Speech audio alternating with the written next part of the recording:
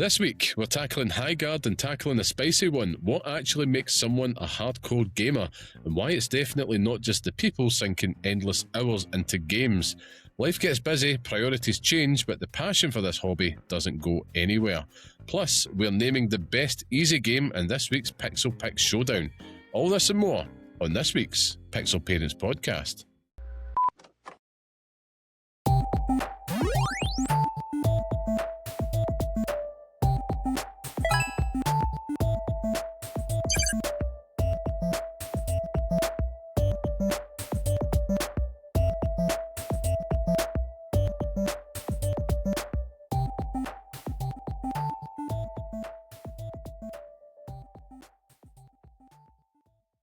Hello and welcome to the next episode of the Pixel Parents Podcast, the show that discusses all things gaming from the perspective of parents. I am your host, Liam Kirk-Kelvin, and today I am joined by the bearded one, the man that just farted before I started recording, Scott, the tastemaker Curry. How are we, Scott? I am wallowing in my own filth here, Liam, and it does not feel good. Nor smell good. Nor smell good, no. But apart from that, I am pretty well, actually, pretty good. I've got some time off of work this week, so I'm only working the one job, which is nice. And I'm getting to sleep a lot more, which is also nice. Needed. But it's also opened up time for a lot more games. And I tell you something, Liam, I've been fucking playing them. I have been playing them. Don't you worry about that. Went a little bit viral this week, Liam. Which we'll get to. And I'm not bitter about it. No. Don't even want to fucking venture into it, but we'll get there. Yeah. And I'm also bitter about Arsenal losing at the weekend. I'm also fucking really bitter about it, Liam. Yeah, and it's not only because you're a Man United fan now you can fucking lord it over us, but I can't. I've nothing to lord it over. I cannot believe that fucking happened. Like neither can I. I'd rather get beat off a fucking West Ham or a Leeds. I could see that. But Manchester fucking United. I know, this is Manchester United we're talking about, Scott. Michael Carrick's Manchester United. And you know what I love, Liam? I fucking love it that Gary Neville and Roy Keane are always like, oh, fucking keep it in, look at them rejuvenating the fucking players and all that. It's like 2 weeks' time they'll be pish again, they'll want them out. It's like, fuck off. That's true. But the funny thing is, it's your week to be pish. And it's been a long thing. It is. And I can't even fucking deny it. So, I'm bitter about that. But it's been a week of firsts, Liam. A week of firsts. And I've also got a little bit more news for the podcast as well. So, a chunky boy this week. And how are you? Not bad. Was that the official way of dropping that news? I don't think that was particularly clear there, Scott. No. I was talking about the podcast being chunky, but if you want me to drop the news right now, then yeah, we had a wee scan at the weekend there, and we're officially announcing that the Curry name will be passed down to my very own son. Yes, congratulations, man. Excellent news. Brilliant news. And in full vision, in full 3D, you see that, which is funny. So that's an interesting piece of news for everyone. But that's not the only news I have this week. But I'll leave that hanging in the ether somewhere. Ooh, what does that mean? Do listen on to find out. I suppose I'll keep it brief. Yeah, good week. A week of change, Scott. A week of change. I've had to relinquish some duties this week. Professional ones, voluntary ones. But it's actually for the best. And I must admit, I feel lighter as a result. Because in between day job, being a dad, and squeezing in, some private time on the clergy to maybe play some games and all that, there's a lot of stuff going on. I think it's one of those lessons in life. Sometimes you can bite off more than you can chew, and you only realise that in the cold light of day. But it does leave open a little bit more time for shenanigans on this show, and for doing the stuff outside of the important things. The stuff the silly stuff like playing games and all that things, the stuff that's not really that important, but we still love to do anyway. Apart from that, man, it's been a good week. I've had some troubles in the gaming front, but we'll get to that and amongst stuff. But I'm just glad to be back. It's always good just to kind of catch up. We've got some new games to talk about. We've got Highguard I'm keen to get our thoughts and have a good old discussion about that, and as well as a few other things. And this week's topic is one I think will resonate with a lot of our listeners out there. But I have to say, before we get into the stuff, right, I thoroughly enjoyed the chat last week. You know, I think too often we can talk a lot about games on this show, believe it or not, but it was actually nice to have a nice sincere chat and talk about, you know, just these very, very exciting times for you, Scott. And yeah, just listening back to it, and I'm just like, that's lovely, smashing. Let's move on, because rare. It's just a benefit of having this show, I suppose. Like, you get to kind of relive these kind of nice moments, and they're kind of frozen in time, which is great. We're putting stuff out there, and you'll listen back and listen to how excited and also nervous you were at the thought of getting, you know, these things. It was lovely. But yeah, it's just one of those things that this show can do, I suppose, because that's what it's all about. But speaking of which, if you're new to this show, this is the Pixel Parents podcast. So this is a weekly podcast by parents again for those who do the same, where each week we discuss all things gaming whilst raising our little ones. Every Friday you can see and listen and see us all just talk pish about video games all the time on YouTube, Spotify and Apple Podcasts. So please subscribe to us on YouTube if you're not there already, so you don't miss our mugs. And if you want to be part of the podcast, come say hello, share your thoughts with us at pixelparents.bsky.social, or write to us at pixelparentspodcast@gmail.com. If you want to support us, just jump over to Patreon. It's free. It's patreon.com/pixelparents. There'll be bonus shows on the way. Good timing for this one that's actually coming up. And if you're not there, we 5-star review, whatever you want to do. Just like, share, subscribe, all that usual bollocks. It makes a massive difference. But thank you to everybody that joins us each and every week. I'm so exhausted with the housekeeping. Honestly, I need to find a way to make it shorter. That's my mission after episode 100, which is just a few short weeks away. Final Daz will be shilling. But yeah, all that out of the way, Scott, I want to know, what have you been playing this week? Okay, so let's talk about some video games then. I'll start with a short one quickly on Sectori. Obsessed with it, Liam. So much so that it's taken over. You know, if I've got a half hour that I can play something, I'm playing it. Nice. It usually accompanies my lunch breaks at work, where I can squeeze in a wee run, and it's good. I managed to break through the 2 million barrier and hit 5 million on one of my runs. So it was like, fuck, we're here now, Liam, man.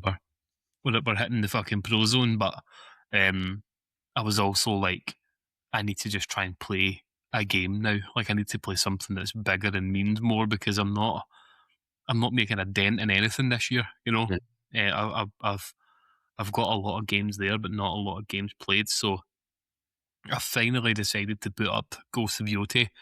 Not saying Yotai because it doesn't feel correct. Yotei feels nicer on the tongue, but on the Scottish palate. The Scottish palate, the vernacular. But I was immediately overwhelmed by it.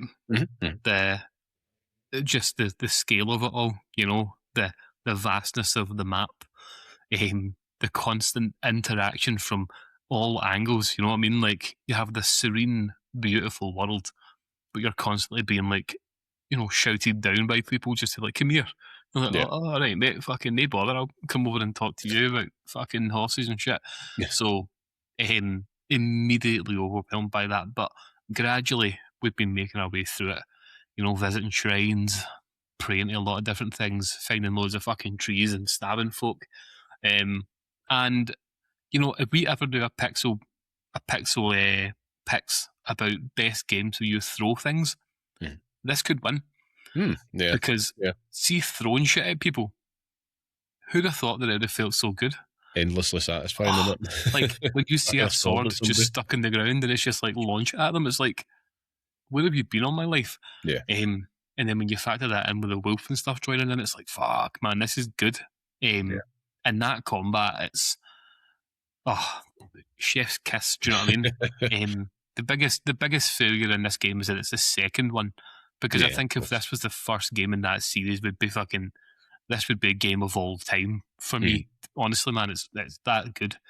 I think what they've done with the story and with the way that you interact with the world is light years ahead of what we expected from anything that they could be doing. I love the fact that there's just no HUD as well. Like the game is just fucking boom, and it's there, and it's like, wow, man, like this is fucking ridiculous. But I'm so early on in it, so early on, and it's just it's surprising me at every turn. Do you know what I mean? I'm loving it. I've killed one of the first members, like in the opening things, and I've not done anything more yet. I went and trained with some guy, and then that's me. I've done that. Yeah, I found a bear man with a bear, which was fucking cool. I enjoyed that, but I'm looking forward to getting back to it. That's the thing. Like, it's not one of those games where I'm like, oh man, like this is a pure slog, is it? I think that one of the advantages of the way that they're doing the story is that it keeps you going, and you're kind of being breadcrumbed that whole way through. But one of the disadvantages of it is that you're breadcrumbed the entire way through because you don't really know exactly what you're finding next. It's always like intimated that something's going to be there, but you have to find it, and it's like, all right, cool, but you're distracted by smoke rising in the hills or a shining glint in the sky, and it's like, oh well, I best follow that, or a wee birdie takes you somewhere, and it's like, oh, I'll dip my ass in a hot spring for a wee while. Of course I will. Absolutely.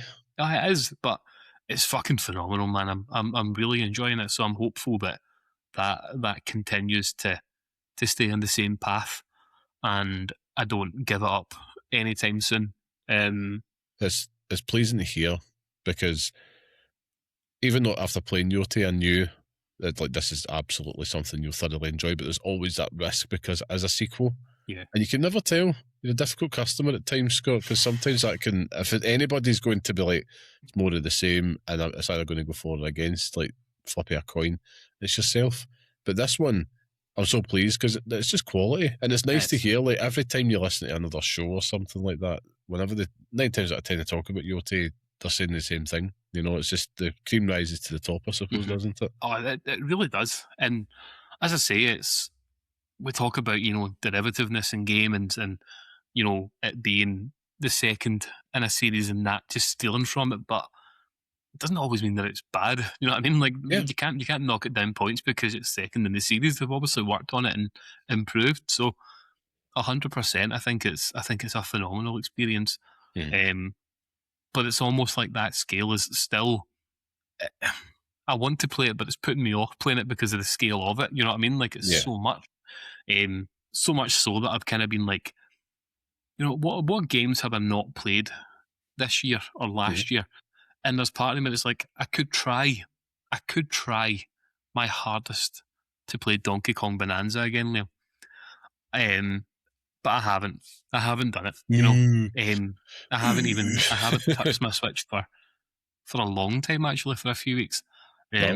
Just with ball pit and stuff, and with everything, I've just not played it. But it's also because of one other big fat reason, Liam.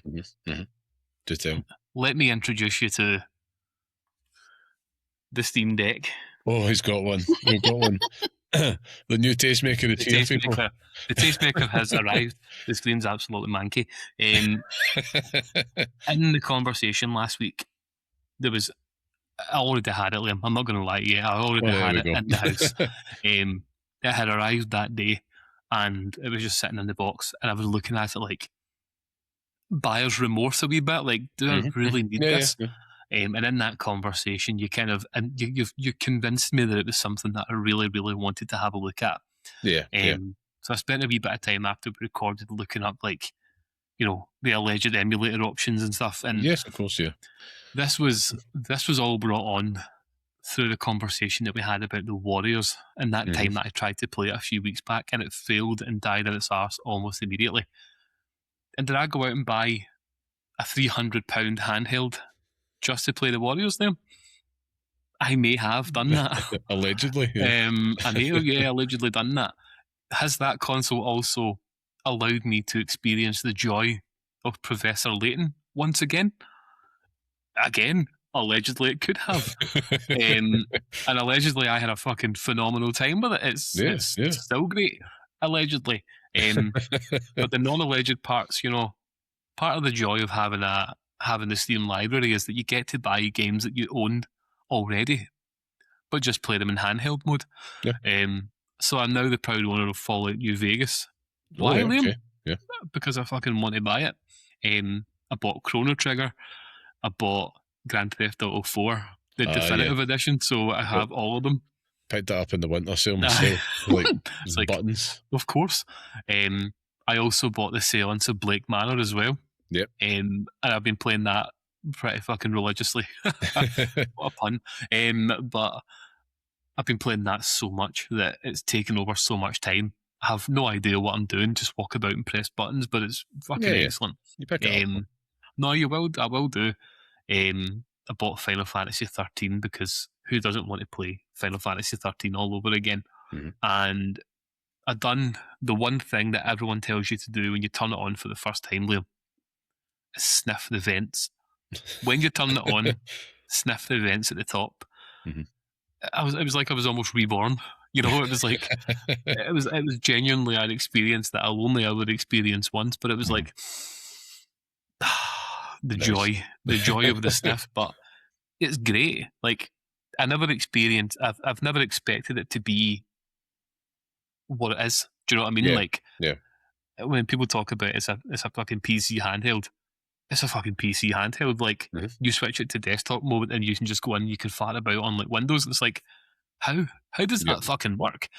It took me forever to set up the alleged stuff. You know, to figure that all out and see how that would work if you were allegedly to do it. But you know, getting that all sorted, downloading things to not lose frames or whatever it is, like. It's downloading all that pish and getting that all on there. It's been great fun. The one thing I would say is that, you know, Reddit is a good place to learn anything, Liam. Mm-hmm. Reddit will teach you everything, but it's also full of the fucking stupidest people I think you'll ever meet. Which I'll talk about in a minute. But asking just a sincere question, to, not me personally, but like reading the posts or someone asking a sincere question about how to set something up, and it's like. Just answer them fucking normally. Do you know what I mean? Like, don't be like, read this post, or, I mean, it'd be good if you had eyes to read this shit. It's like, mate, just fucking tell them what to do. Like, do you know what I mean? Like, just fucking do it and shut up. I know what you mean. Like, when I had first entered the PC handheld thing, or space myself, it was YouTube became the go-to because I was frustrated by Reddit. Mm-hmm. And it is just like, you will always find that one creator that you'll just, for some reason or another, they just speak to you in terms of like, right, they're solving the problem that I have at this moment in time.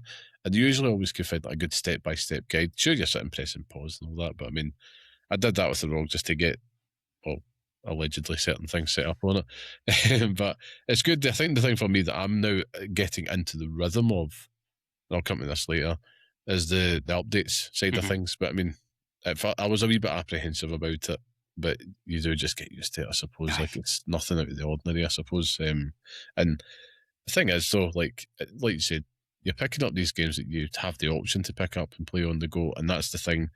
The Portal is probably, I look at that as the biggest reason as to why we've eventually moved on to these, because it's that experience of playing a game of that ilk that you're wanting. Power of the sun in your palm of your hands, basically. And the Switch 2 does a very fucking good job of doing that as well, I have to say. But it's different because, you know, this is new for us. It's a new frontier, but they are absolutely targeting, you know, people like ourselves, busy gamers. So it's exactly what I wanted.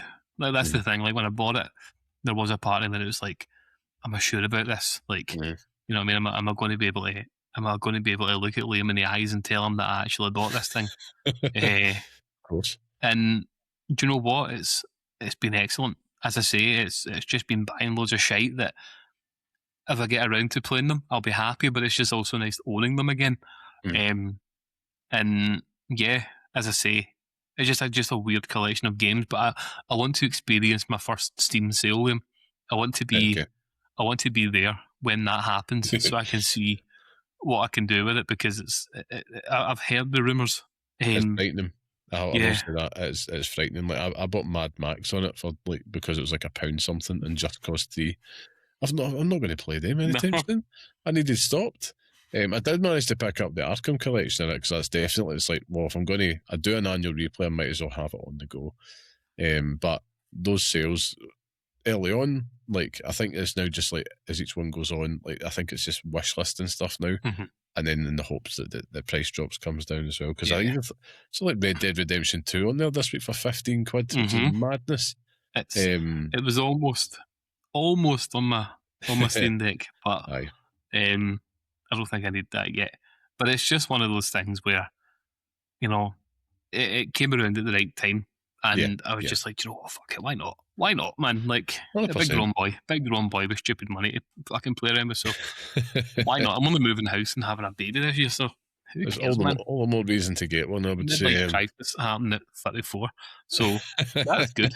And that ruins hopes for the Steam machine, Liam. But you know what? They're in the ecosystem now, so they've got you.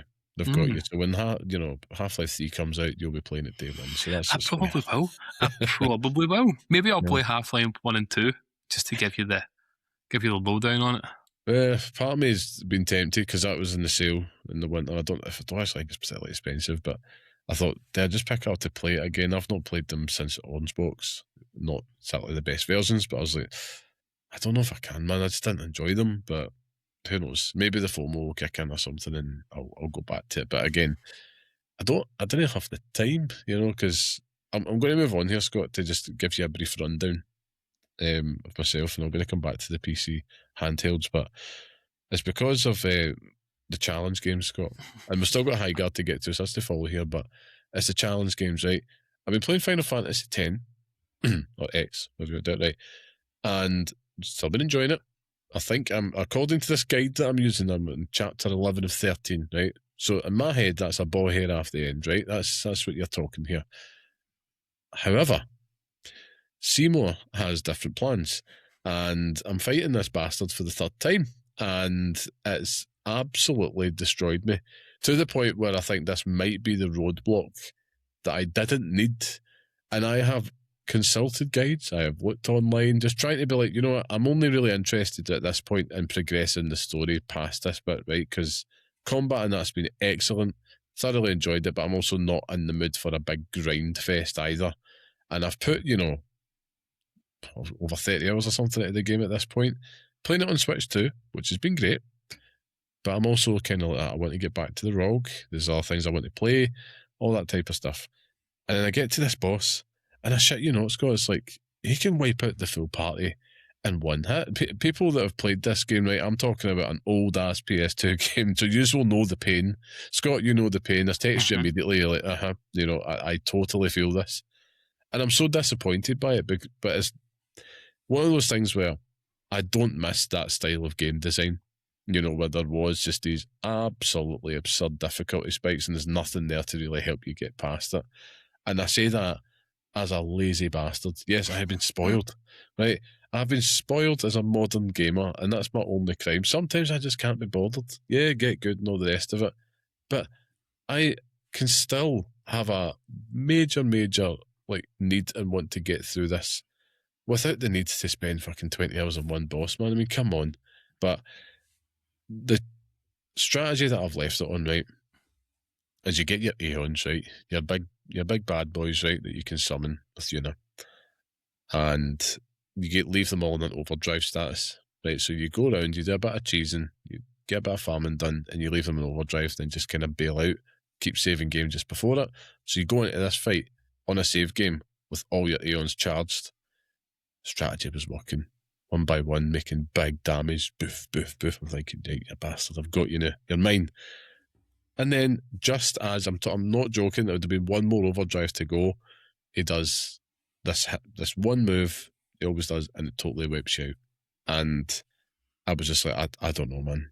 I just don't know. But the save is sitting there for me to have another attempt. I know I'm going to, but I feel right now I just have to cool off a little bit because it's there. But I'm also like, what comes after it? Is it going to be that from the same point onwards? And that's the big question I want to ask you now before I really decide what to do challenge-wise, because I can't really put this down because I won't go back to it. And I think that would be a bit of a travesty because I've really, really enjoyed this game. But Scott, am I kidding myself on? Is it only going to get worse from here? Is the mountain going to get ever steeper? Or is this just a bit of a check before there's a bit of a, steady challenge? That's really it. I know it's been a while. It's an unfair question. It's been a while since you've played it, but I'm looking at the list, and there is one that I know of for sure that is an absolute fucking nightmare. That one there is also pretty difficult. It's not looking good, folks. That one there is also a bit of a pain in the arse. That one there. I mean, I think if you can get past this point, you should be all right. Yeah. And especially if you're using guides like that, I don't think a lot of them have this whole, wiping out the whole party kind of thing.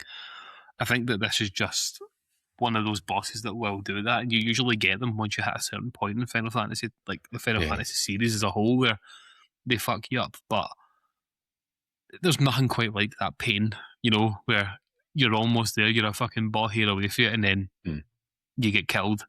I think you're doing the right thing. Take a breath, and then come back. Yeah, take a beat. That's what I've decided to do. Even though it'll just be brief. The thing is, though, the reality of the situation, and it'll be the same for a lot of our listeners, is that you've only got so many hours, couple at most, to really dedicate towards this when you're in a normal flux, bar holidays and all the rest of that, life events, whatnot. But you've only got like a couple of hours a night if you're lucky, and I'm burning it on that. And as long as I was making progress, like, cool. And I'm like, I'm going to finish this. Can't wait to kind of feed back to Scott, all the rest of it, because obviously it's a challenge game, and it's nice to kind of do that. But I'm also like, oh man, so close. But that is only, that as gamers, we've got that. It's just, it eats at you. It nibbles away. It's like, you're going to try and fucking beat me now, aren't you? You can't beat me. It's like 2 a.m, wake up. So I'm going to try and beat this. I think I can do it this time. And it's that age-old thing. We've ever since been yay high. You get stuck on a boss, you get stuck on something, you go away, put the controller down, go back a wee while later, and you beat it first try. So I'm hoping that might happen this time, but I do still have that itch, and I'm not fully ready to throw in the towel yet. I think it's just maybe right, catch my breath, get back in. But what I did whilst I was taking said beat was I went up on Alex's recommendation from a few weeks back, and got the ROG out. Bought this game on Steam. Recommend you try it, Scott. Mini Shoot Adventures. So it's a fantastic little twin stick action adventure, Zelda-like, I would say, and it's just lovely. That's all I can really say. Like, it's kind of got this kind of, I hate to use the word open world, but it's a very open, like Zelda style exploration, and you're just playing this wee spaceship, and it's twin stick shooter style. It can be as hard or as easy as you want. And yeah, it's just a lovely little breezy vibe. Exactly what I needed just to kind of settle the rage down after the Final Fantasy X experience. But one, I think, props to Alex for that one. And I can totally see it's got very, very positive reviews on Steam. I think that's going to be a go-to one in between. I've still got that Deep Rock Galactic Survivor as well that he's recommended. That's on the ROG, just waiting to go. But yeah, I think that's kind of everything in a nutshell. I do have one other thing to add.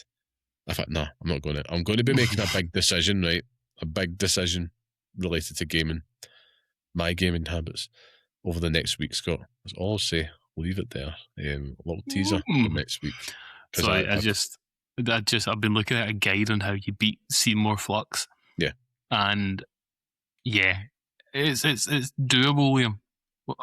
If you're using an IGN guide, there's an excellent guide on the Steam community page. Right. That is it basically the PC tells version, you. though? No. It's just it's the basic thing, but it tells you, like, buy certain armor, charge all your aliens, have Lulu in the starting party, Yuna, Orin, and Waka, and then it basically thinks, because I think you're getting hit by total annihilation, which is basically killing everyone. That, but there's also a double slash one as well. Yep. Total annihilation comes Cleave. Later. Yeah. So you have to keep Orin in the party and just fully restore his health all the time, because he has loads of health. Yeah, he's a total tank. So I'll send you this over so you've got that, because that'll help you substantially. send it. I'm trying my best to cheese the hell out of this because you know me. It's like the old Soulsborne tactics come out. It's like, how do I cheese this and just get past it? You know what I mean? I am not ashamed to admit there's been some dreadfully cheesy moments in my Soulsborne series. The poison guy in Demon Souls. Yeah, just sitting there, blowing fart spray on him, just watching that health bar go down. We do what we can, people, to get through. We do indeed. I make no apology, because sometimes you just want to get to the end of it. It's not my fault we found a way around it, but we're going to move things on, Scott. So one of the big ticket items this week, new game came out, free-to-play game, Highguard, a brand new first-person online shooter from former developers at Respawn Entertainment, I believe, as well. So there's some good pedigree in there. This is one that I would say is a little bit of a, I don't know, sci-fi fantasy vibe, I suppose. It's got like kind of Knights in Armory type vibe with the horses, but also it's pretty much a straight up, shooter. Basically the objective of the game is to effectively attack one another's base. And the game kind of goes through in different stages. So you'll kind of have an attack phase. You'll look to get your gear and all the rest of that. It then goes into a raid phase, I believe. And it kind of becomes more like a search and destroy type game at that point, where you've got to plant a bomb in the base and you've either got to defend it and get out. So yeah, that's a very, very whistle-stop tour of the game, right? You can basically get the gist, right? Scott, do you though? It's an amalgamation of about fucking 4 different games. It's Call of Duty, it's Overwatch, it's Rainbow Six Siege, and it's Apex Legends. Like, in a nutshell, throw all 4 of them together, and at some point you're coming out with this. But Liam, you were going to ask me something. Sorry, I was going to ask you just off the bat, right? You've played it as well. Just tell me in a nutshell, what did you make of Highguard? I didn't enjoy it. That I didn't think a game like this lives and dies in its gunplay for me. Like, I can do all this stupid bullshit if you want me to, like reinforcing walls and you go and looting shit.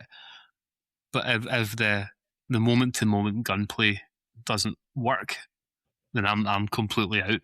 And I played it I done the tutorial, which lasted far too long. I played half of one round, and I was like, nah, this ain't it. Like, you know pretty fucking quickly if it's going to go, it was going to be for you or not, and it just wasn't. I think the best part of that game is the horse. Jumping off that thing's fucking cool as fuck. But and it's free, so I don't feel like I've been burned by it. But it's got that similar feeling gunplay to a game like Apex Legends, and we were notoriously not fans of that either. So it just didn't stick the landing with me. What about yourself?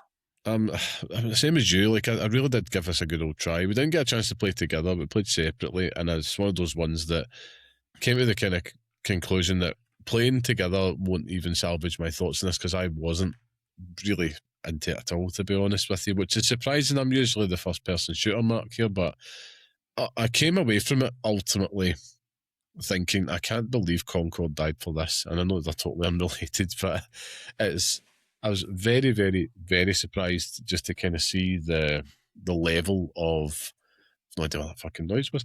I need to see I was surprised to see kind of like the level of positivity around it, because I didn't really feel that this is a game that really has. I'm going to make a prediction. I think this game kind of starts to fizzle out at tops 6 weeks down the line.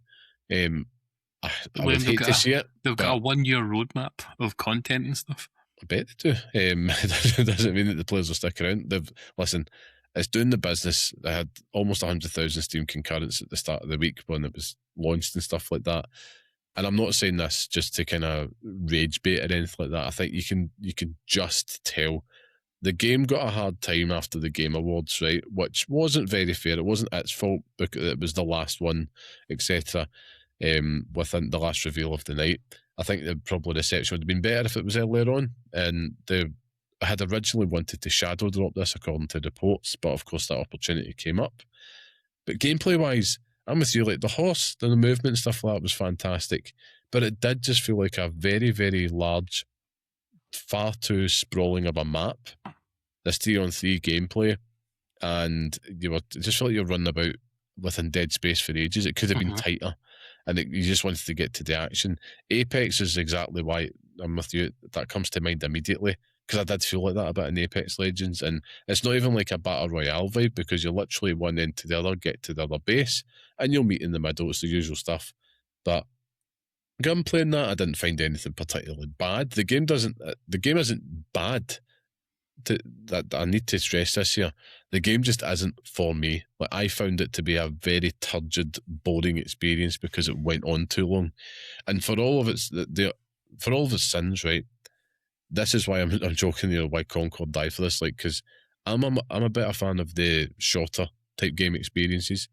I think if you're somebody that's into like a Valorant or something like that, you're probably going to get a lot out of Highguard. If that sounds like, even like it's nothing like Battlefield, but in terms of game length, because a game apparently could last anywhere between 10 minutes or in my case 5 hours, and it's just like, I'm not a fan of these kind of long drawn out games, because I'm like, I want to get in, play around, and get out. That's why I am your most standard Call of Duty, like, what's the word? Mark. Aye, I was going to say numpty. Idiot. It's just scrub, anything you want to throw at me, and I'll take that. But it's just because they're short, they're sharp, you get in, you get out. When it's like, I kept on expecting the game to end, it's like, oh, another phase is starting. I'm like, I'm bored of this now. Like, every time I was like, I'll give it another go, and it's like, it's the same thing. Just boring. And it's a subjective take. Sometimes you can have all the right things. I think there is a good enough level of polish for this to launch day one that did have a few bumps and scrapes, loading times and all that to the side. When you're actually in the game, the style of it's great. I think it's definitely got a lot of TLC, and I'm trying to be as fair as possible here, but it's just not for me. And I think if you're someone that probably similar to yourself or myself, Scott, and you're thinking, right, I've only got a couple of hours in the night, am I wanting to play 4 rounds of Highguard, or I want to not really count how much I've played and just play a Ghost of Yoti or something like that and just kind of let those hours melt away? That is ultimately what it comes down to. And even if you're playing with the boys or with your pals, whatever it is, I don't know, it's just not something for me. And it's something I'm finding more as I kind of go on, because like Arc Raiders is probably about as far as my patience will go in terms of how slow a round can be. And it is obviously, it's a very different game, so I'm not comparing the two, but it's more just the length of the time that you spend. And one thing I found very fascinating about this, and I'm coming back to it, is our good friend Jeff Keighley and his reaction to it all, in particular, like the day before the game went live, and it was a big preview, big preview drop as well. They invited a lot of kind of the who's who of creators out there to kind of play the game beforehand. Not if you're Dr. Disrespect, because you're nonce. But you've got absolute nonce. But Jeff Keighley, it felt like he was kind of adding more pressure on this game to succeed. Did it need? He was kind of doing the Jurassic Park memes, and the next 24 hours I'll be accepting your apologies. It's like, Jeff, back away, let these guys do their thing. Let them promote it, let them kind of communicate with people, because it sets an expectation. When Jeff Keighley puts stuff out there, like him or lump him, it's basically, if he's saying something like that, it's like, man, this is going to change the game. And it comes out, doesn't change the game, but it will find an audience. I'm just not part of it. But it's something that I'm looking at, like, Jeff, mate, what are you doing? And I find it incredibly odd. Maybe is he trying to maybe salvage some stuff back because of the reaction that it got at Game Awards? Maybe because he's feeling bad. It's like, do you know what? I'm going to do everything I can to double down. Or maybe he does just think the game really is the best thing since sliced bread. Or we're all just guilty of misreading them. But unfortunately, heavy is the crown. And I think he didn't do it any favours this week as well, again. But it's out there now.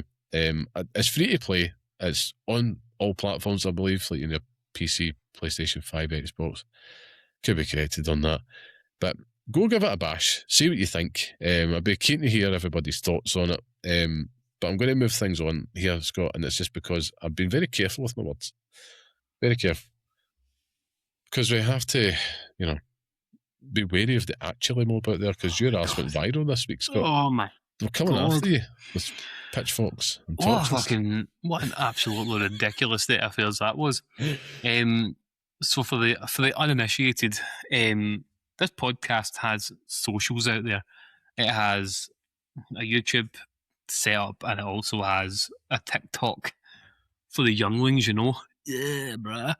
But You know, we're not doing fucking stupid dances or, you know, yet, yes, we're not doing that yet. When it goes downhill. And, you know, I won't be selling car demister bags on TikTok anytime soon, but yeah, you know, the time's coming though. But our videos do all right, I think. You know, generally speaking, if we're throwing a video out there, a few hundred views, get to 1,000, it's like, wow, man, we're doing the business here. It's nice.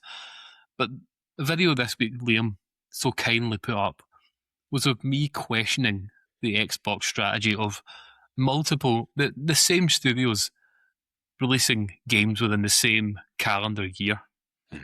So, and I'll admit, I'll put my hands up. You know, I said, if you factor in the Oblivion remaster, incorrect. You're right. Okay, you're absolutely right. Oh, we fucking got you, man. But I still stand by it. I'm still fucking standing in there, right? Fuck it. But nonetheless, we're talking about, you know, we're still talking about these games releasing in the same calendar year. And we've had years of Xbox being absolute fucking shite. Do you know what I mean? Like, last year was the first year Xbox actually fucking remembered that they made games. Do you know what I mean? And now this year they're showing off and everyone's all fucking up Xbox's arse. And it's like, mate, you can't now tell me they're the greatest thing that's ever happened to video games because they've suddenly been reminded to know how to make them. The only reason why they're releasing Fable and fucking Forza within the same year is because they delayed Fable about 700 times. So now it has to come out. Like, geez fucking peace.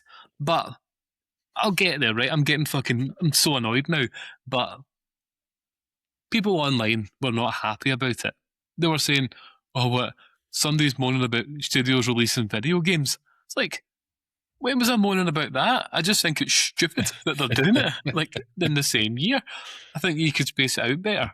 Well, and it's what else was there, Liam? There was the typical, anyone could buy podcast equipment these days. It's like, and I'm fucking doing it. It's fine. Anyone can fucking make a TikTok for themselves and make stupid comments on the internet. And you're doing that. So it's just been one of those weeks where eventually I was just like, I need to just not look at this anymore. Because the public at large, Liam, are fucking stupid, you know? Like, it's just ridiculous. I know that. Half of them are going to vote fucking reform. That's it. I'm not. I can't even do it. But it's just, you know, it was an opinion, and Liam, you said it very eloquently. Opinions are like arseholes. Everyone has to look at mine. So it's just one of those things that you're just going to have to put up with. You know, I like making stupid takes on the internet, and this is my platform to do it. And you know what? Keep on fucking commenting them. There you go, man. Keep on watching them. Keep on commenting on them because it'll do well for us then. You know, it does well for us. I really don't care. Like, I just put the stuff out there because it's just what you're supposed to do. It's more like a look behind the curtain, I suppose, and it's funny, really, because I'm just looking at it. I'm like, Christ, like. If every one of the fuckers had actually complained, actually tuned into the show, I'd be fucking sitting pretty. It'd be great, yeah. It'd be fucking be an amazing boost in numbers, but like, the game is the game, and that's really it. You got to put that shout out there. You did the right thing in the end, which is don't look at it, don't engage. I still stand by it. I still fucking stand by it. Oh, I know you must. It's stupid. I still think it's a stupid strategy for them to have here. But yeah, here's a clip for you, right? If you're commenting on TikTok having a wine, go fuck yourself. There you go. It's a clip for you. Anybody can buy podcast equipment. Drew, you go buy one. Tell me to fuck off on yours. Yeah, go for it, man. That's the good thing about podcasts. You can do what you want on them. This is the Handcast. But the thing is, like, it kept on popping up. Like, it kept on popping up, and I'm trying to watch videos of, like, you know, people in China restoring knives on the street, and like people making buckets and Mr. Bial videos and stuff as well. It's like, listen, I'm trying to enjoy this here. You're ruining my experience now. Yeah, it's one of those things. You know, I think if you were ever interested in, you know, even joining a show or you know, starting your own show, it's one of those perils you put out there. But again, it's only something really to bear in mind if you're doing this for seriously, which we are not. Nah. We're doing this just as purely as an outlet as well, but we do take our community seriously, and thankfully none of them were present, because our community would just tell us straight to your face, Scott, you're full of shite. Maybe we should just get that, just get t-shirts made up saying Scott hates Xbox, and that's it. End of story. I do. I do hate Xbox. Fucking hate Xbox. I'll text Phil next week and let him know. I know. We could have did a bit on this, but it's like, I think it's also it's interesting as well just to listen about it, because all too often I think creators can glaze over stuff and all that, and yeah, that's what it is. But listen, it all ties into, who's that fucking nutcase at Larian now? That guy, the head of Larian, who keeps on making comments, and people hate him now because he's just AI driven. He came out with a tweet or something recently talking about why can there not be a Metacritic for the critics? How can games journalists not have their own critique? And you're seeing people from different studios and people from different places come out and be like, yeah, I've had death threats over like reviews for Jet Set Radio, or like somebody said they wish I had cancer because of something. It's like, people have been mental forever. People have been fucking stupid and crazy forever. TikTok and all these places, YouTube comments, Reddit, just gives people more of an outlet to make fucking stupid comments online. Do you know what I mean? Like, we don't care. I think as Glaswegians, Liam, we have a thicker skin than a lot of people, because these things just bounce off us, because it's nonsense at the end of the day. Do you know what I mean? It's words on a fucking screen, and who cares? But there are genuinely people out there who would take that to heart. There really would be. And yeah, people I feel bad for them. People who would be really affected by that. And you have to really be careful about the stuff that you do put out online. I say a lot of stuff in jest. You know what I mean? I'm not doing it to be harmful, but some people are just really fucking nasty online, and they get a really hard time for it. So yeah. I think to switch it off, man. Turn it off. Yeah. Put the phone away and fucking don't bother. I will tell the truth here, this is the first time I've seen the comments live on this show, so they're pretty fucking funny. But yeah, it's yeah, you're right. It's just one of those ones. Yeah, just be kind to each other, folks out there. That's really the big message, And yeah, if you are out there and you are doing stuff, creating some type of content, and you get the bad comments, fuck them. Just keep doing you. Just keep walking that path. It's just what it is, But it is just, when it all boils down to some people, and you can just get entrenched in your own thoughts and feelings. And I know that it's an interesting point about the critic thing that you had mentioned this week, the head of Larian, because I just caught that, and it was like, part of me could understand what he was saying, in the sense that I kind of could cling on to the point that you're trying to make, but you've made it so bloody terribly, and in a way that is completely void of any empathy for people that might have actually, hey, by the way, I reviewed a game once, somebody wants to take my life over it. It's really stupid, because none of this is important. And that's the thing. Like, I think one thing I'll always be grateful for, and you'll agree with me here, Scott, on this, is that I think having kids, but even just getting older, as the years roll by, you realise that none of this fucking stuff matters. Like, video games and all that, like, it's, fuck man, we just need to just chill out and just be like, these are fucking glorified toys that we tend to enjoy to help us get through the day of the week a wee bit more. Anything else on top of that, the tribalism, the need to defend stuff, it's like, man, just stop being a VL and just get out there and touch some grass, man. Like, and when they start arguing about this, and unfortunately, and I'm doing it now, when you're on like Blue Sky and that, every now and then a little bit of the discourse comes up and they tend to pontificate. But one thing I do love about Blue Sky is that it breezes by quite quickly, and there's people just on there just playing the games for the love of the game. And that's what keeps me on there. It's just lovely people on there just geeking out, talking about all the good stuff and cool things, and you can engage with them. And it's like, in the past, if I was on like a Twitter or something like that, probably be a bit more reserved, because you would get like some of these flying replies in, like, oh, I can't believe you like this game, blah, blah, blah. And that's happened. And I've had an experience like, I mean, I did feel for you this week. I've had an experience in the past. We had a gaming website many moons ago, right? and I had put out something just about it was my own thoughts, just a feature about, like, I think it was Xbox as well. I don't know why Xbox seems to be particularly such a spicy topic. The Xbox fans are the worst, man. But it was just one person, not going to name names, mutual at the time, and they had completely came down as like a fucking 10-ton truck, just being very sanctimonious, very pious, all the rest of it. And it was like, I could use some editing, blah, blah, blah. And I'm like, yeah, cool, man. This is just my own personal blog. And then he was like, he had to start backtracking. But then in that split second, because you're going back way over like a decade at this point, in that split second, it was like one other person who was a mutual was like jumping up, oh my God, because he was obviously in a greater standing. And unfortunately, you do have to kind of kiss their feet a wee bit. And eventually the guy who's DMing me was like, I'm so sorry, all the rest of it, blah, blah, blah. It's like, it's cool. You know, it's absolutely fine. But I was just saying, I remember saying to him in the moment, it's like, you just have to maybe just keep your gun in your holster a wee bit, because people are just out there just trying to express themselves. And they don't get it right all the time because they're not getting fucking paid to do it. They're not professional. You know what I mean? You're not paying me, I'm not paying you to be here. We're doing this just out of our own time. And I think ultimately the lesson is, and I'm bringing this back, right, watch me stick the fucking land. You know, right? We've got to teach this to the next generation as well, Scott. We have a duty to kind of practice what we preach, not be trolls, and we'll have kids there that's going to face that at some point in the future. And particularly if they're into games as we are, they're going to be open to that as well. And they might want to create stuff or put their own thoughts about games, the hobby they live out in the world, and they have to build a thick skin. But it's about just making sure that we get that message out there to them, which is, yeah, just be kind. Don't be a dick. That's really it. But unfortunately, it's just the perils of being a hardcore gamer, Scott. It really is. And that's a little segue into our main topic this week, which is what we've dubbed hardcore gamers, not just the no-lifers. As we all know, like we mention it all the time, right, Scott?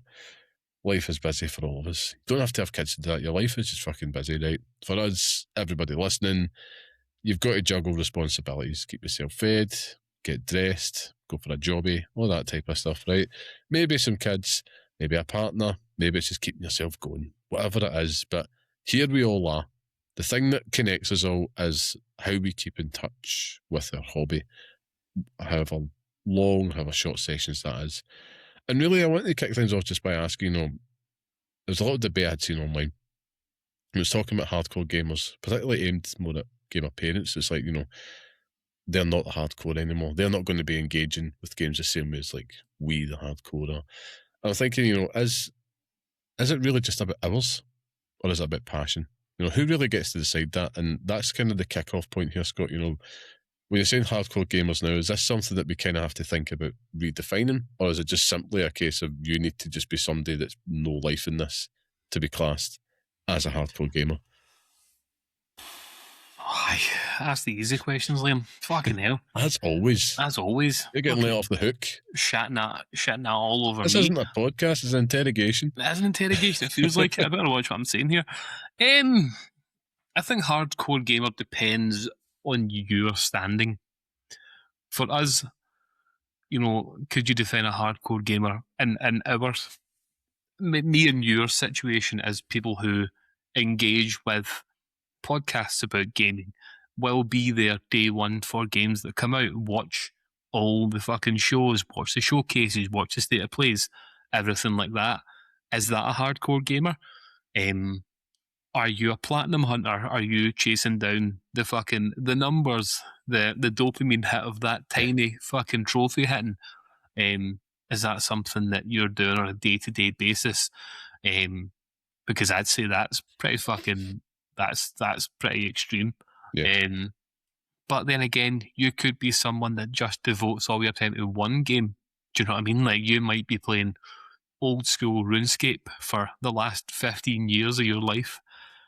I'd say that's pretty fucking extreme as well. Do you know what I mean? Yeah. Like, yeah, it's all dependent on the person, and that's your fucking problem with it. I don't think it has this one size fits all argument. It's not unisex when it comes to fucking extreme gaming. It's the hat fits in many different ways. You know what I mean? One size fits all, and that just doesn't exist in this topic. Yeah.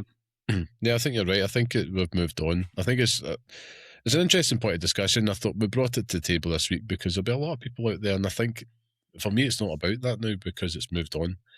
And ultimately, I think if you're in a certain part of the gaming community, it obviously will depend if you're keeping up with the news and all the rest of that stuff.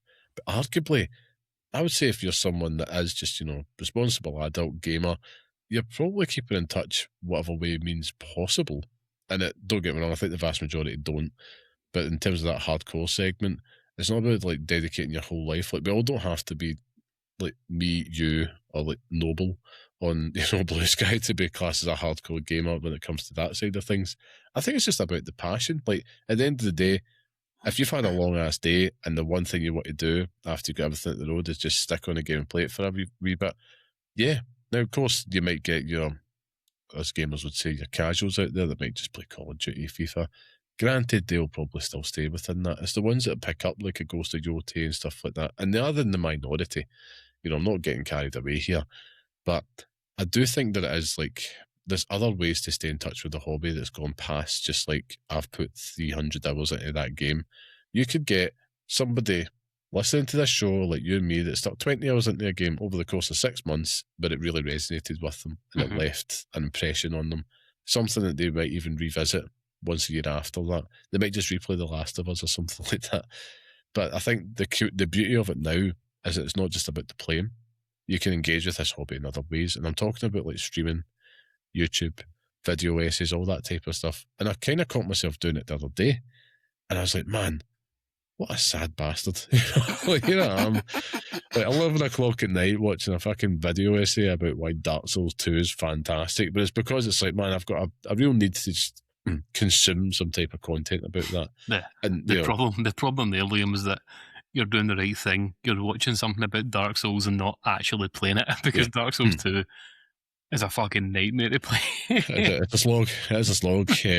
But yeah, I think it's not just about that. I think we've got to kind of move that conversation slightly forward, I think, because I know there's been a lot of parent gamers out there, and I'll stick to them because this is very pertinent to the example.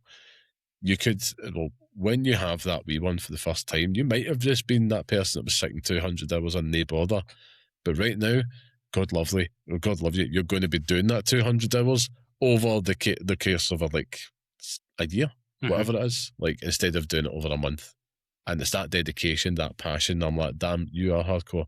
Because you're not going to be, you don't have to be playing the brand new releases day one and all that stuff. It's just that dedication to your hobby and enjoying it. And it's like, are you hardcore about it? I would say class hardcore is like the amount of enjoyment you get out of it, to be fair.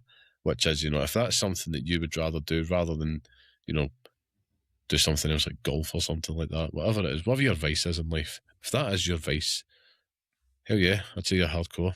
Rock and roll. That's what I would say. If that gives you joy, that's really it. Yeah. I don't know. I think hardcore, I think it insinuates something more than that touching base with video games. Do you know what I mean? But hardcore, you could be a hardcore fan of a game or something. Do you know what I mean? Or I don't know, man. It's % man. Yeah, it's a bit. I also think it's just daft. Like it's a gamer's a gamer at the end of the day, whether you're hardcore or whether you're not. Do you know what I mean? Like 100%. I mean, that sounds like it's important to kind of look at, mugs like ourselves, right? Content creators, but then you get like the actual big ones, right? That do it. They know life's the content creation, and they create that pressure, because you're listening to the podcast. And I think that's another way. If you're like you might not be playing the games that day, but it's like, I'm going to listen to a podcast, going to hear what's happening out there, just want to hear some opinions, just want to hear what the chat is, the patter, all that stuff. But sometimes it can create a bit of a backdraft of pressure, and it's like, I find myself listening to some debates, the way they talk about it. It's like, I'm going to play this, going to play that. It's like you're not putting hand in pocket one, and it's not realistic, particularly nowadays, in terms of budgets and all that, if you've got other stuff to think about. And they might lose sight of that. And they might lose sight of it's like, you know what? because you have access to all these games, that doesn't necessarily mean the barrier for that as someone who's like a, not say hardcore, a well-engaged gamer, right? We'll say that.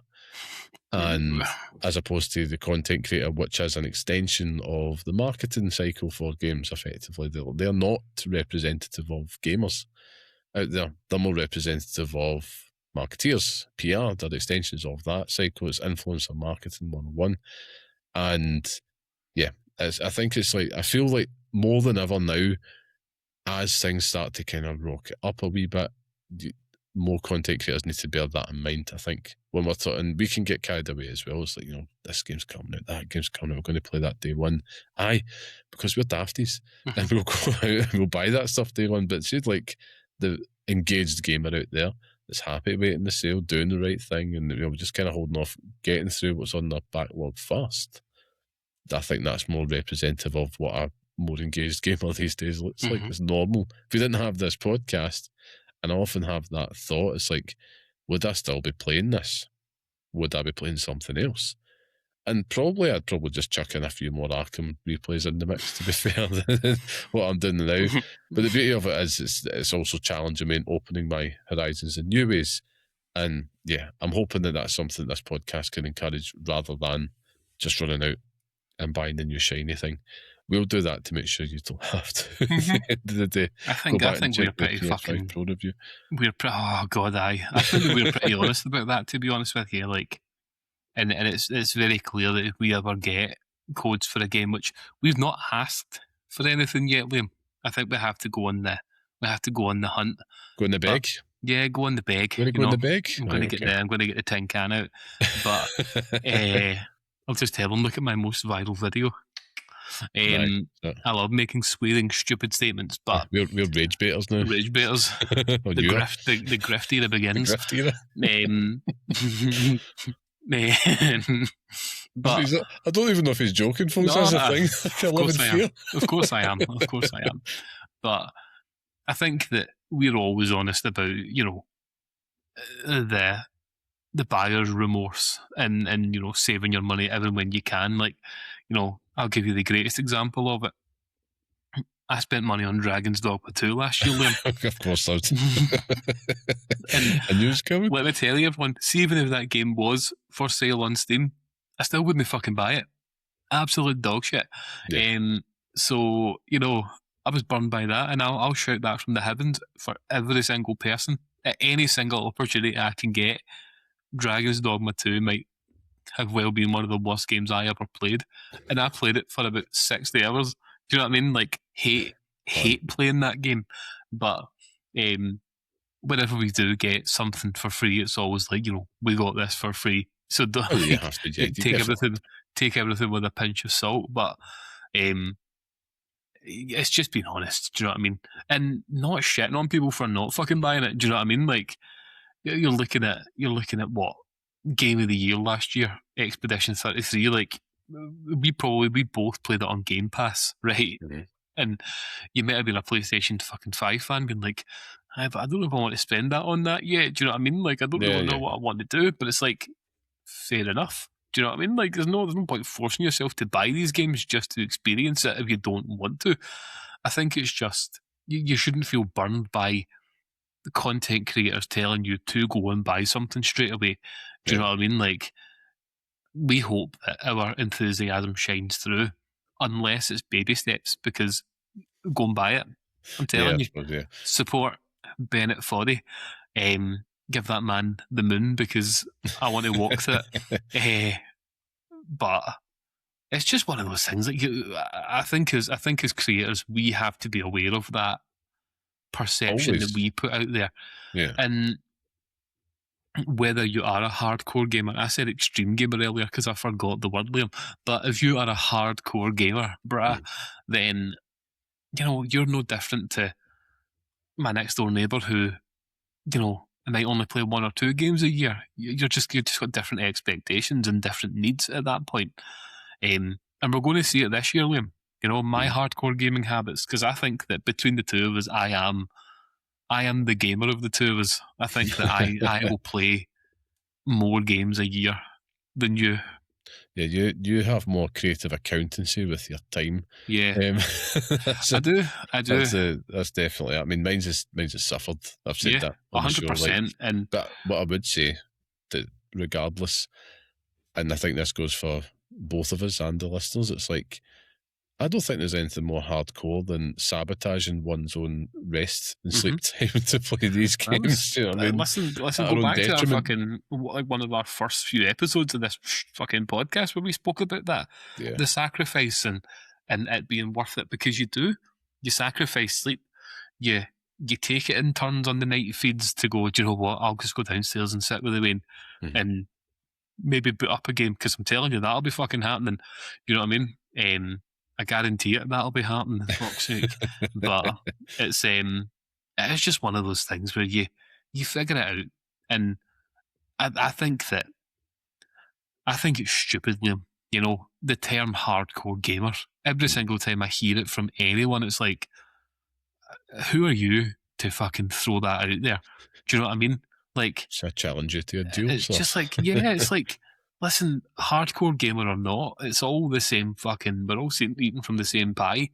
Eating the same shit. I might just be eating fucking, I'm the Kenta Kobayashi of fucking hardcore gaming over here. And fucking firing hot dogs at my arse. But it's just, it just bothers me when I hear it. Every single time I've heard it said out loud, it's like, oh.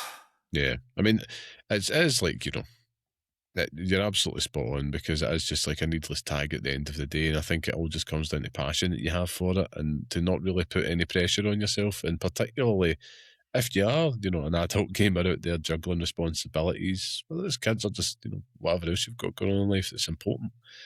And that we'll keep coming back to that message on this show for now, because it's tough out there. January's pish, you know, things are tight, and I think it's important that you just kind of use gaming as that zen in between to kind of get you through stuff. I think ultimately, like, the reason that we started talking about this is because, and again, we're not sitting here going to raise beef and all this stuff. We're listening to some shows this week and online discussions that had come up about this whole notion of it, and it was just that I felt a bit bad, because I was like, man, there could be a lot of parent gamers out there that's kind of getting brushed to one side. It's like, nah, you don't play that, you are just the COD FIFA mob. It's like, granted, yeah, vast majority of us will no longer fight the good fight, and that's us out the game, not just for games but for everything. It's purely survival. Cards on the table, guys. That might happen, right? The baby might come along and you're like, I ain't got the fight in me. You know, there's no more fight left in this dog. I'm literally made for sleeping and shitting and making sure that the wee one does the same. That's basically it. But outside of that, you might just feel the need to, like it says, sabotage your own rest and sleep, just to kind of stay in touch with it. And I you know, we're fortunate. I think, you know, our partners will definitely be fans of the fact that our hobbies are all under the one roof, you know, and we don't have to go away on excursions and all that. So it definitely has its benefits, but it's a hardcore juggling act, is what I would probably say. You know, to throw away the moniker of hardcore gamer, but I'd say the juggling act is certainly hardcore, because the one thing is, you're constantly on the lookout for a wee cheeky pocket at a time. You know what I mean? And you take the kids to your mums. Okay, I'll stay here. You know what I mean? It's like, there we go. Straight to the clergy with the Steam Deck, Scott, and that's you. That's just the life, man. And, you know, I believe that it was... The children are our future. No, I do believe that as well. Definitely my future.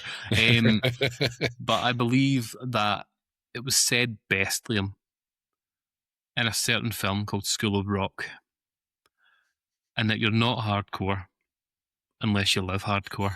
That's so true. And if you're not sabotaging sleep to play video games, then who are you? You know what I mean? Yeah. Yeah. If you're not playing FIFA and fucking Call of Duty every single year, then you're the hardcore gamer in this space. You know, that's what they tell us. Which is just a total fucking nonsense. Do you know what I mean? Like, it's just ridiculous. Do you think, like, in some senses, like, being a gamer prepares you for parenthood a little bit because of the sleep deprivation angle? Yeah, 100%. You're almost ready for it from day one. Do you know what I mean? Yeah. I mean, it's one of the hardest things. I mean, we've been through it now. We're on the other side, so it's not going to happen again.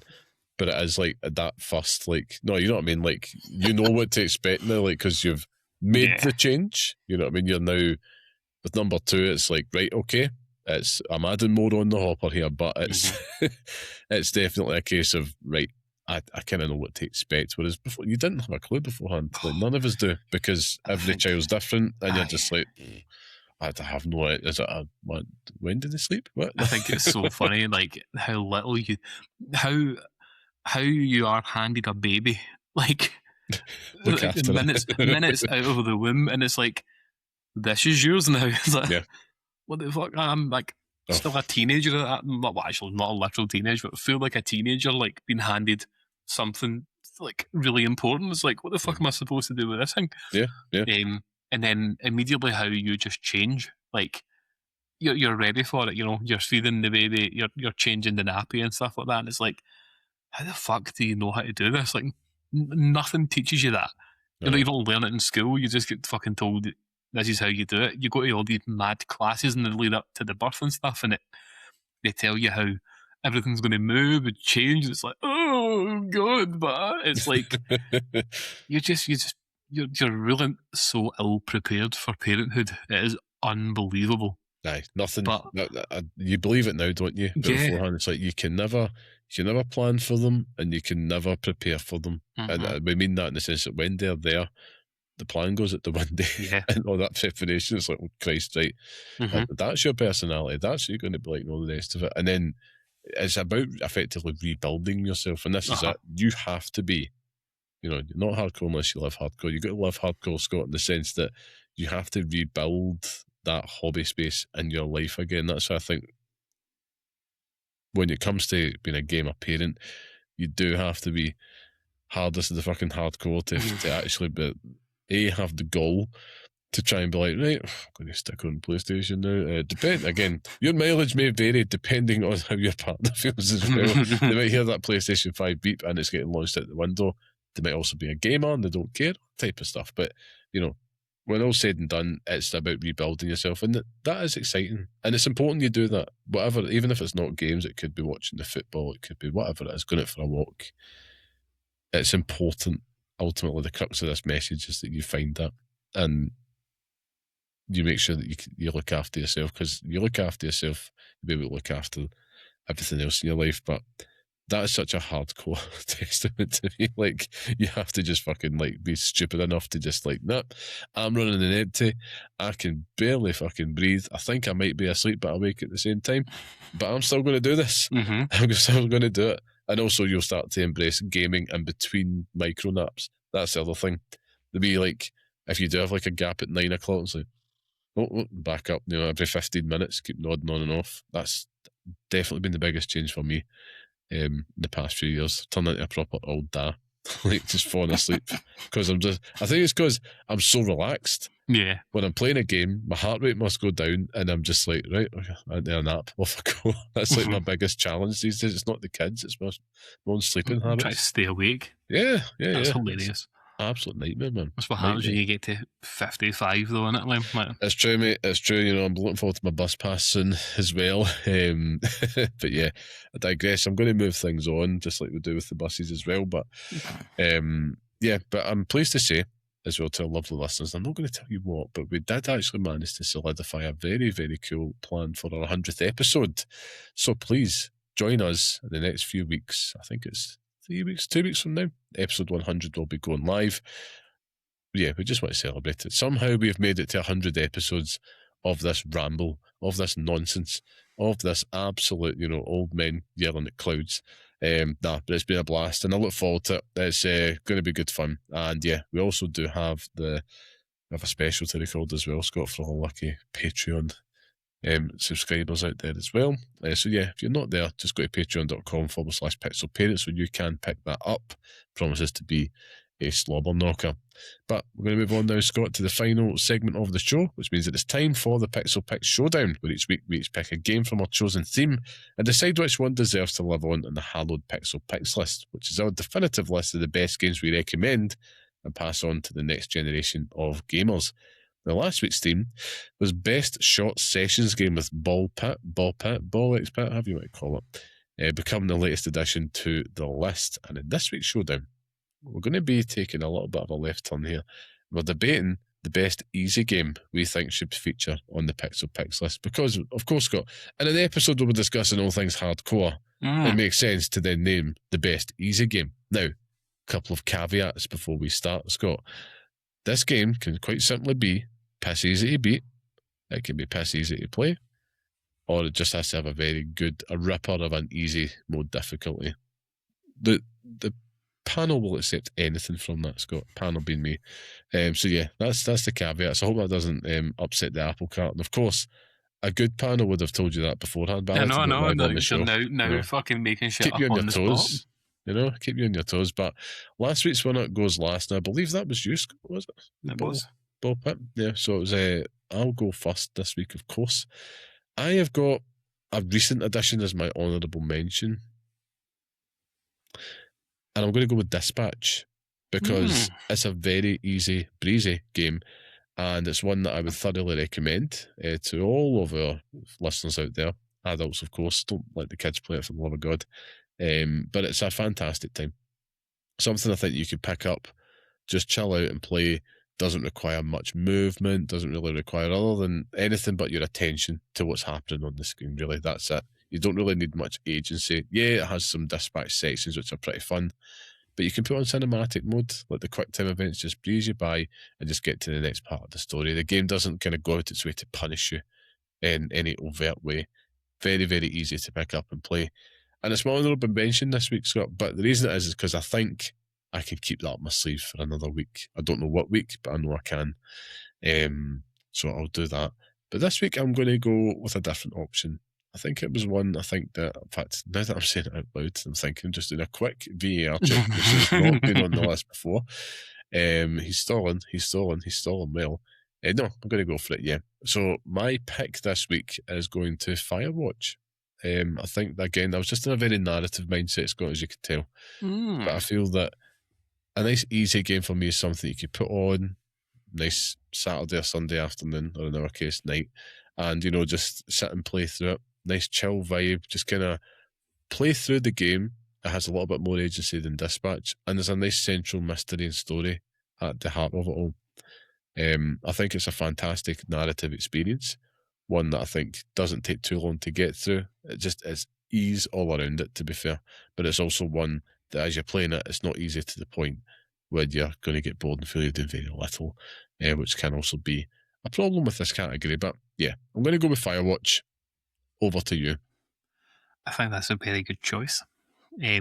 So much so that it actually was my honourable mention for this week. Ooh, lovely. With Firewatch. A game that I've always wanted to go back and play. Yeah. But it's almost like I don't want to taint that experience of first playing it for the first time, Liam's laughing at the word taint. But I'm shocked, Liam. I'm really shocked. Mm-hmm. I thought this would have been a shoe-in for a game for you. I had the thought. I thought this would have been up my sleeve. A fucking shoe-in for you. Mm-hmm. And I'm going to make you make the hardest decision that you're having to make. Because my choice for this week is a little title called Power Wash Simulator 2. One of the hardest thing in that game is hitting some of the crevices with those hoses, but it's cozy, it's calm, it's easy as all fucking hell, and it's just it's pure relaxation. You're talking about picking a game up for a wee session. You could play it for 10 minutes and just get a few walls done and turn it off, and you can come back and it's like, yeah, man, we'll get a couple more walls done and we're ready to go. Or you could just do what I do and fucking hose everything down over about 3 hours and get it finished because you're an absolute fucking nutcase. But it's just, we have the opportunity here to have both Power Wash Simulator 1 and 2 on the list, Liam. Mm-hmm. And I think that the greatest part of this is that it is my choice. So you have a very difficult decision to make here. Mm-hmm. You either put Power Wash Simulator 2 into eternal damnation, or you let it live on the list. Okay. Right. Okay, this is a tough one. It's a tough one. I know that I've made a good choice here, right? Firewatch is a fantastic choice, right? But also, what is true about me, Scott? What is true is that the Power Wash life chose me. I did not choose it. Is it something that I'm aware of that probably about 10 weeks ago, maybe a little longer, I had managed to successfully get Power Wash Simulator into this? Yes, it is true. Is it also true that I will do my damnedest to make sure that it's also featured again because it's technically a separate entity? And I will do anything, even sabotage my own mention to do that. You better fucking believe it, because I'm just going to go with it as Power Wash Simulator 2. Yes. I didn't think I could win the argument on my own. But yeah, I'm delighted that you've picked it, because it's also a massive endorsement of your feelings on this experience, Scott, rather than game. So yeah, I'm going to absolutely hand it to Best Easy Game to Power Wash Simulator 2. You better fucking believe it. This needs all the representation possible on that list. But yeah, no. What can we say, man? What can we say? The Power Wash life has chosen you, Scott, as well. You've opened your heart to it. I have opened my heart to it, and you know, it's been wonderful fun having some time with the Power Wash Simulator games. Yeah, I have nothing more to add to that. It's just been great fun.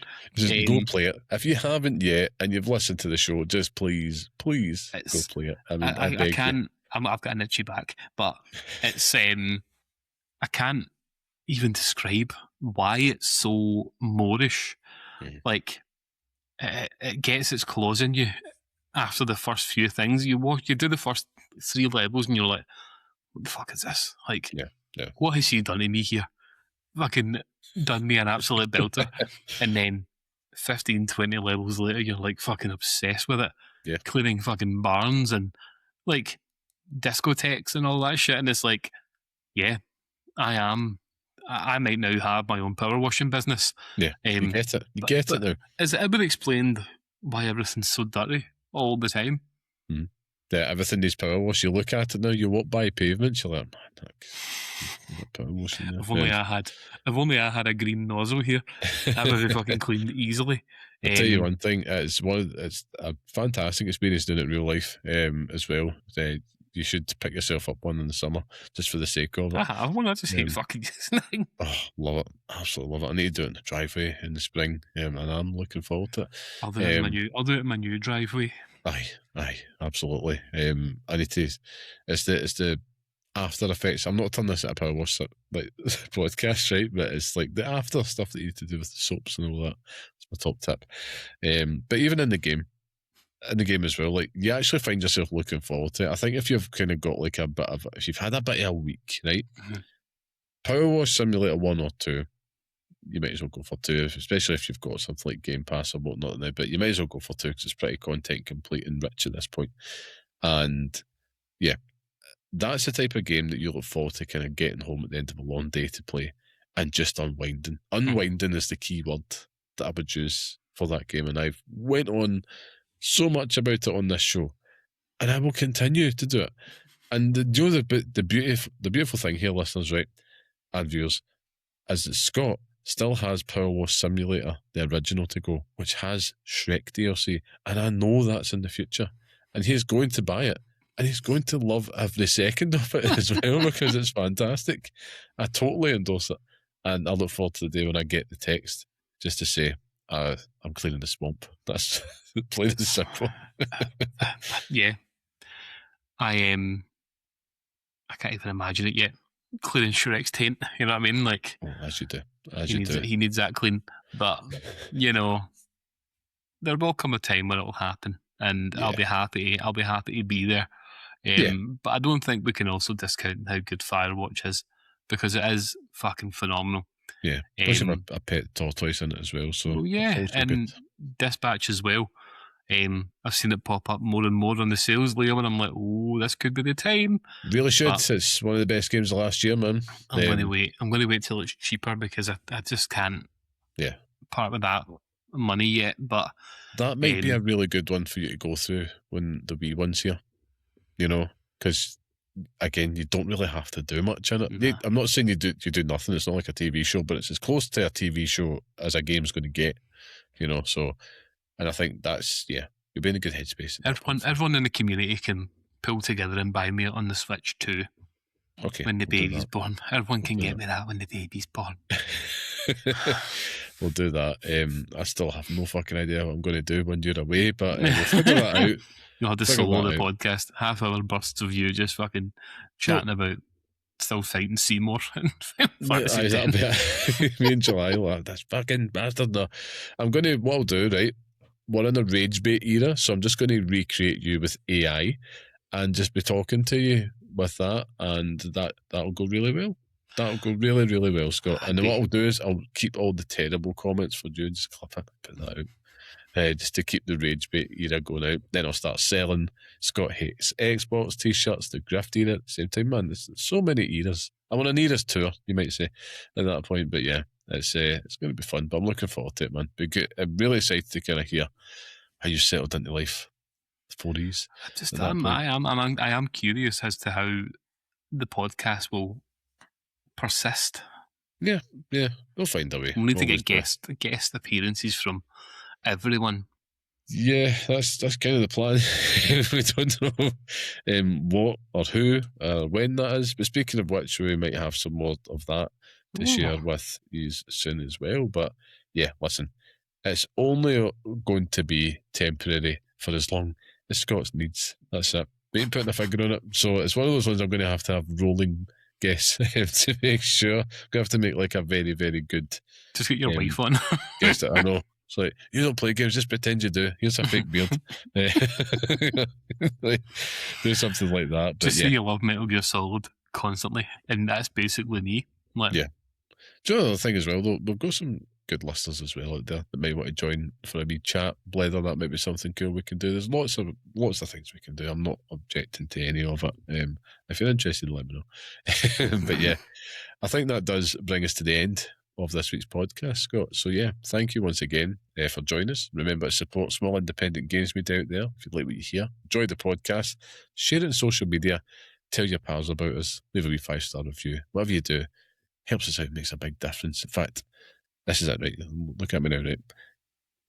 This is your homework this week, right? You see this podcast out there, any social media, bar Twitter, right? Don't want that. Just go share it. Go share it. It makes a massive, huge, huge impact. But it's also, we gamer parents are hard to find, right? We're like the polygons of the online world at times. But at the same time, I'm lucky enough to connect with a lot of them. So Scott, but we're also a wee bit shy when it comes to trying out some new stuff. So go forth, go share it, and we'll welcome some more people into the fold. Welcome them into the chaos. Why not? But yeah, that's your homework this week. But of course, if you're already part of this, you'll know what I'm going to say next, which is go join a free Patreon community at patreon.com/Pixel Parents to support the show. Scott, it's test time. Where can people find you online if they want to talk to you about your hatred for Xbox? Oh, God. I'll be all over Blue Sky, fucking shitting on Xboxes, at lamaman.bsky.social. And I actually bring my Series X downstairs and just dump on it. Say, the way you put that sentence, I'm like, that's quite graphic content. I bet you it exists somewhere out there. Massive internet. Shitting down the holes of an Xbox Series X. Good grief. Aye, as you do. If you want to follow myself or engage with me online, I'll be at Blue Sky, not shitting on Xboxes, at carmelite.bsky.social. Listen, I feel like I've been unshackled this week, which is good. Put it this way, I can start to talk about things in the world that bother me again, which is good. The joys of not being on a board, Scott, that's the thing. So yeah, you'll get to Tony see Hawk, me. bro. That's it, yeah. You'll get to see me basically, berate Scott for his hatred for Xbox. That's basically it. So I'm going to go full defender on him this week. A joke. I'll do that in private. But thank you to our producer and music man, the talented, handsome Mr. Sean Murray. Go show him some love. Check out his work on Instagram at Barehands Designs and barehandsdesigns.com. You can listen to the next episode on all your major podcast platforms. Follow us on Blue Sky at pixelparents.bsky.social, or even write to us at pixelparentspodcast@gmail.com. Whatever you are, just like, share, subscribe, do the thing. Just play some damn games. But until next time, stay safe, stay sane. Thanks for listening. Is it Porygon or Porygon? I'm not quite sure. It's something we need to pick up. Probably fucked that one, didn't I? I don't know. Go back in the tapes and find out. Oh dear.